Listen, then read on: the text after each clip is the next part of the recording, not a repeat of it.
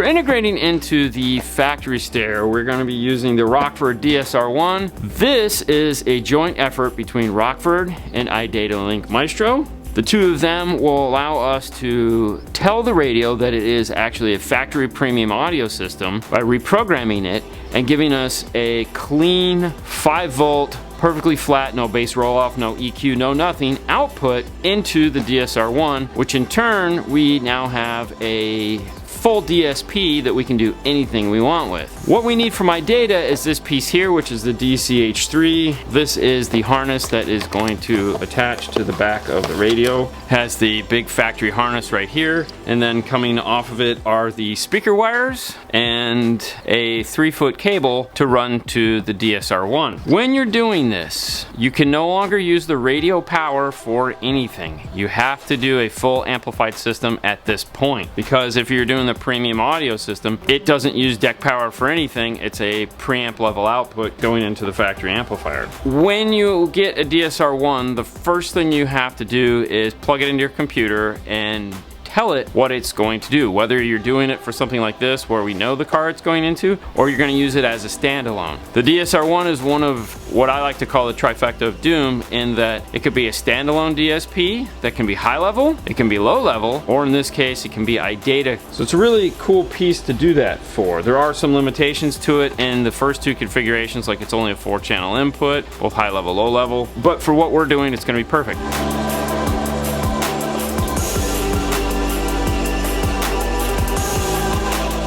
Couple other things that's unique about the DSR1 when installing like this is we can actually reprogram some of the factory radio features to do DSR features. So for example, we can use the bass control in the radio to be subwoofer volume. Now we don't have to worry about that in this installation because the amplifier comes with a bass knob, but if we didn't want to mount a bass knob, we could use the DSR1 to control that. This has punch bass built into it. We can program one of the features such as the subwoofer level to be punch bass, which is what we're going to do in this installation, so that we can have a boomier sound controlled right there at the head unit. Inside the box is the DSR1. There is some instructions. Basically the instructions are telling you to go off to iDataLink.com or Maestro.com and download the software to flash this. And then inside the bottom of the box here is an input harness and an output harness, and the USB cable to flash the unit. For this installation we won't be using the input harness because that is attached to the iData harness. There's two harnesses on this end. One is the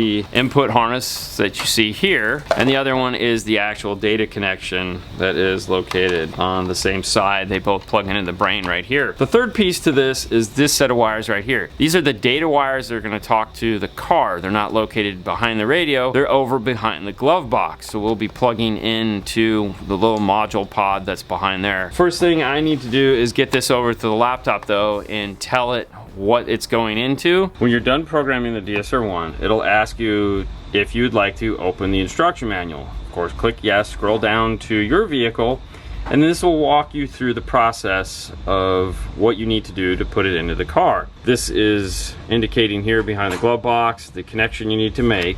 And if you page back one, in this section where it says step 5, reprogramming the OEM radio to amplified mode. We're going to follow these instructions to reprogram the radio. For reprogramming the radio though, make sure you're to a point to where you can shut the car up, close the doors, radio, all the buttons are plugged back in. You don't want anything not plugged in when you're doing the reprogramming part, because you don't want an open data bus. As soon as we get everything plugged back in, that'll be the first thing we do. Finding a place for the DSR1 to go in the JL or the Gladiator, basically what you're gonna do is put it where the factory amplifier is. In this case, there is no factory amplifier. However, there is still this bracket here because there's a body control module that clips onto the bottom of this, and it sits right underneath the steering column. Take the bracket out, made a piece of ABS plastic that's like 4 1/4 by 8. This allows me to bolt into it, very similar to what we did with the amp bracket. We tapped in some M5 screws, some M3s through it, and made this nice little mount. This allows us to stagger the RCAs. We can screw them down into place so they're not flopping around in the dash. So come with me now and I'll show you in the car where this is made to be. Behind the glove box, down here on the bottom, there's 2 bus ports. There's a white one with green terminals, and there's a green one with white terminals. This is important. We have a white terminal here. That means it's gonna go into the green port. On the cable, there's a a black end. And the reason why that's there is if there is no open green terminals, you can unplug one that's existing, plug it into here, and plug that in. These are just big bus bars. We're lucky enough that there's like 5 open in the back and 3 open here in the front. Pick one in the middle, plug that in. That's all we have to do for that installation, other than running this wire over to the DSR1. The DSR1 is going to sit right in this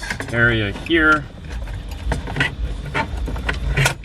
just like this. Just gotta get it all figured out. And then there's 2 bolts that go here in the top, 2 bolts that go right here. The RCAs will plug into the back side. This is the data connection for it. Once I get this mounted in place, then we can get the speaker pod back in. It's easier to leave this out until the very end. This is the body control module. This just clicks back up into the bottom here like that. This makes everything nice, mounted, out of the way. Base knob wire is located right here. Once I get that dash panel on, I'll show you where that's gonna go. At this point, it's just a matter of plugging a few more things in, and then we can head up into the radio and start attaching those wires. And this is what it looks like when it's all put back together. Bolts up in there, really nice. The GPS locator is back on top. Underneath, the module plugs back in. With me out of the way, Fernando can come back in here and get the side of this car back together. Let's head up here into the dash. These 2 wires here are the tweeter wires up in the dash, like we showed you earlier. Yellow, white, yellow, gray. So that's yellow, white. This is yellow, gray. Our bundle from the amplifier is here. We taped it all up, so now we'll remove about that much tape. And these are the speaker wires for the rest of the speakers in the car. This is the iData harness in there. Plugs into the factory. This will plug into the back of the radio. I have to get these attached to here and here. One of the things that we do differently, because we're running the remote turn on for no particular reason with the speaker wires, if we were to run it with the RCAs, which we could have, then we would just make the connection there for the remote turn on. But we didn't. We ran it with the speaker wires. That meant, if you'll notice here, there's 2 wires. This is the remote turn on wire because the remote turn on wire is located next to the DSR1.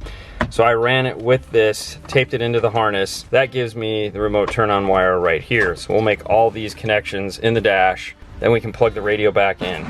Now there's not a lot of room in this dash. However, there is enough room to tuck up all of the wires that we ran. As you can see here, we have the radio plug, we have all the other plugs that are going to attach to it, and everything else just kind of goes up in there off to the left or right side. Not a ton of room though, so that DSR1 is definitely not going up in here. That's why it has the 3-foot extension and can go up underneath the dash there. And since we're looking at the dash, here is the bass knob. This is a nice little area here that it'll fit in, tucked in out of the way, but easily accessible by the driver so he can turn up and down the volume.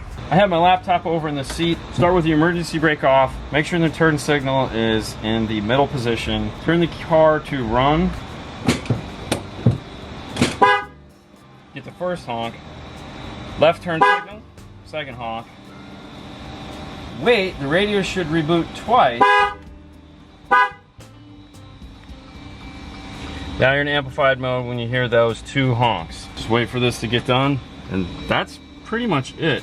If you want to reverse it and put it back into non-amplified mode, repeat the process, but put on the right turn signal.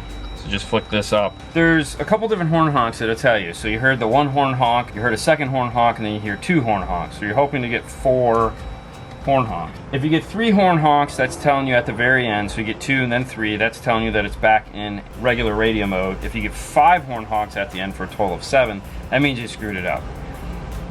I've never gotten a 7, so that's good. You'll be okay. All right, now it's just time to turn it on and make sure everything works.